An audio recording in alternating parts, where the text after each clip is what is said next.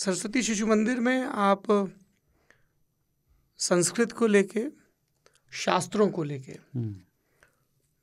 बातों बातों में जो आपको दीक्षा मिलती है वो तो है। तो वैचारिक आग्रह जो है वो तो है ही। वैचारिक आग्रह के अलावा हाँ, भाषा को लेके जो आपको संस्कार मिलता है वो बहुत कमाल का होता है। जो एक शुरुआती दौर में आपको होता है कि मंच पर बोलने जाना है ना, आपको अपनी शिशु सभा का, अगर आप उसके महामंत्री हैं, उसका एक अलग से बैज लगता था।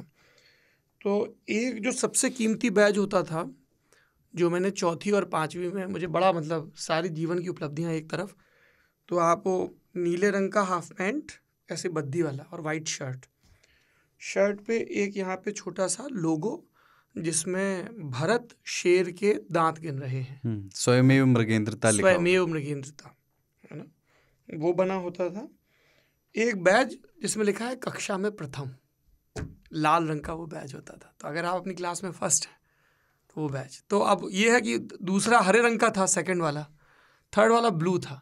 तो वो लाल से हरा नहीं होना चाहिए साहब, वो जो प्रेरणा है। तो वो रुमाल बांधते थे आप बैच के ऊपर, और उसमें वो एक वो, और दूसरा अगर आप महामंत्री हैं या कुछ हैं तो मैंने अपनी ज़िंदगी में पहली मर्तबा भाषण देना या मंच पे बोलना वो शिशु मंदिर में सीखा, और उसके लिए बड़ा प्रेरित किया जाता था कि नहीं आप महामंत्री हैं, आपको तो बोलना ही है, या 15 अगस्त, या अभी हम लोग क्या करते हैं, एंकरिंग है, बातचीत कर रहे हैं, मंच का संचालन करना वो।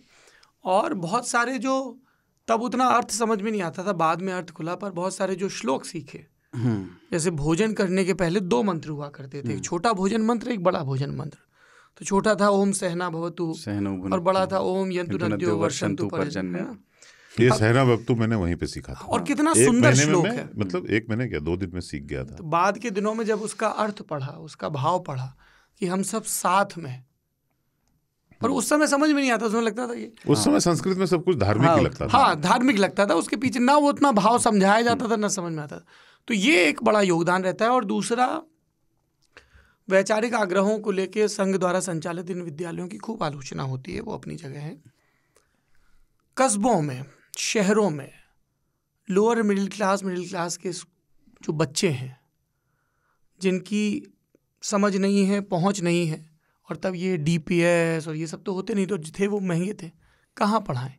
तो अच्छी शिक्षा, रिजल्ट ओरिएंटेड शिक्षा, अच्छी शिक्षा से उनका तात्पर्य होता था संस्कार ओरिएंटेड, कि वहाँ सिखाया जा रहा है कि छोटे में प्रातःकाल उठ के रघुनाथा, मात पिता गुरु ना भई माथा, कि सुबह उठ के बड़ों के पाँव छूने, बंद है ना, क्या था कि गुरु गृह पढ़न गए रघुराई, अल्पकाल विद्या सभा, की गुरुओं का सम्मान करना है, ये करना है, वो करना है।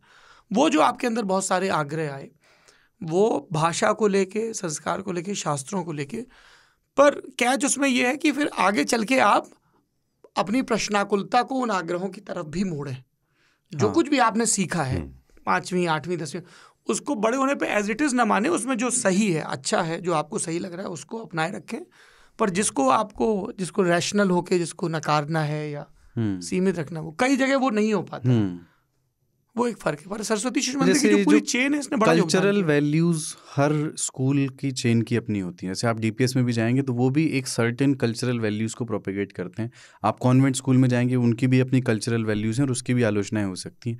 इस लिहाज से इनकी भी अपनी कल्चरल वैल्यूज़ की आलोचनाएं होती हैं कि अंततः BJP के वोटर तैयार करते हैं ये सरस्वती शिशु मंदिर से निकले हुए लोग। ये उनके विरोधी स्कूल वालों पे भी आरोप है, उनके विरोधी ये बात कहते हैं। लेकिन मैं मतलब ये वाली जो बात है ना, कि सबसे महत्वपूर्ण बात ये है कि जब वहाँ से पढ़ करके निकलते हैं या पढ़ने के दौरान भी कुछ तरह के सवालों को डिस्करेज नहीं करना चाहिए। बस यहाँ से मतलब एक जो मेरी जो पहली आलोचना नंबर 1 है, जो मैं सबसे ऊपर रखता हूँ, जो मैंने देखा तो कुछ स्तरों पे मैंने पाया, कुछ तरह के सवालों पे कहा जाता था कि इस पे बैठ जाइए, आपको जानकारी नहीं है।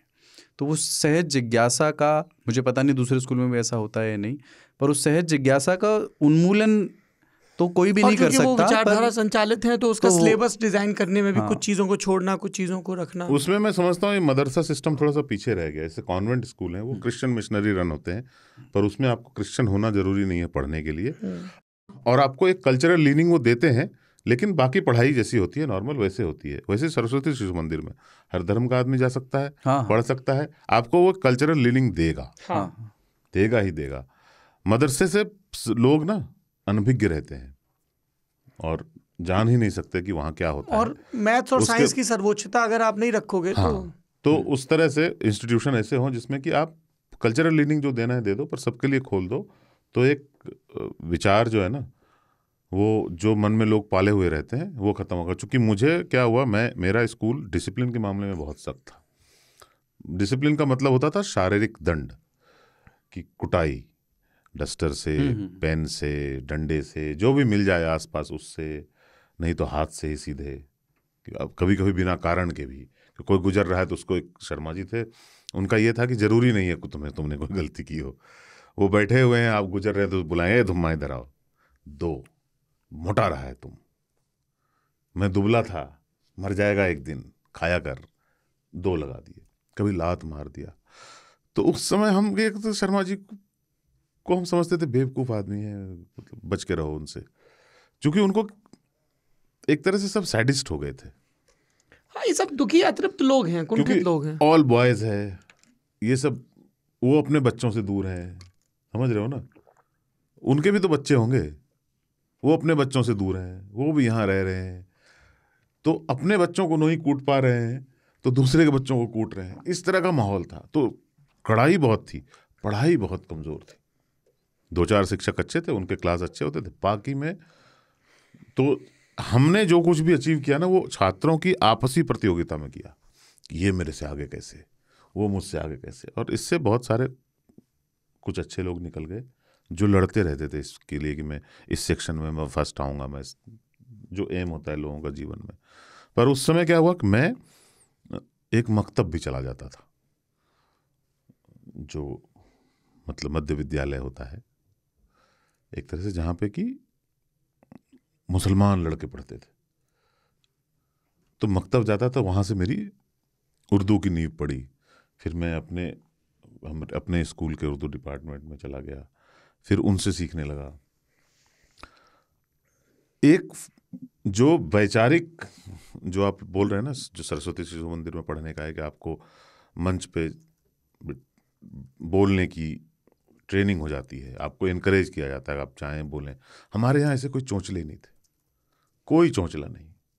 बहुत बड़ा ग्राउंड था, उस पर खेलना डिस्करेज किया जाता था, ठीक है। माइक वाइक ऐसी कोई सभा नहीं होती थी जिसमें कि किसी को कुछ बोलना भी है, किसी को कुछ लिखना भी है, किसी भी तरह बच्चे को खिल जाने का, ब्लॉसम होने का कोई चांस नहीं। एक ही चांस होता था सांस्कृतिक, कि हमारा ग्राउंड बहुत बड़ा होता था, तो शहर के मुशायरे और ऑर्केस्ट्रा वहीं आयोजित होते थे, और वो रात भर चलते थे। हमारी जो सांस्कृतिक शिक्षा है वो वहीं से आई। या तो जिसे बोलते हैं लेट नाइट डांस हो रहा है, या लोग शेर पढ़ रहे हैं जो कि हमारे सर से गुजर रही है, पर वाह वाह वाह वाह वाह वाह चल रहा है, इरशाद मुकर्रर। सरस्वती शिशु मंदिर से मेरा जो परिचय हुआ वो बहुत क्षणिक था और दुखद था एक तरह से। हाँ, तो पर उसके बाद जो मैंने सुनी है चीजें, वो मिक्स्ड ही हैं। किसी जो, हाँ, मतलब एक्स्ट्रा करिकुलर एक्टिविटीज आप जैसे लोग वहाँ से आए हैं, मैं सुन रखा है मैंने कि क्या क्या होता है वहाँ पे, मुझे कोई नहीं दिखता। तो लगता है कि मदरसे के बारे में भी हम इसलिए नहीं जानते हैं क्योंकि हमें पता नहीं है, या ये भी कि मदरसे से पढ़ के लोग फिर आ नहीं रहे उस तरह से कॉर्पोरेट नौकरियों में, जहाँ विचारों का आदान प्रदान हो।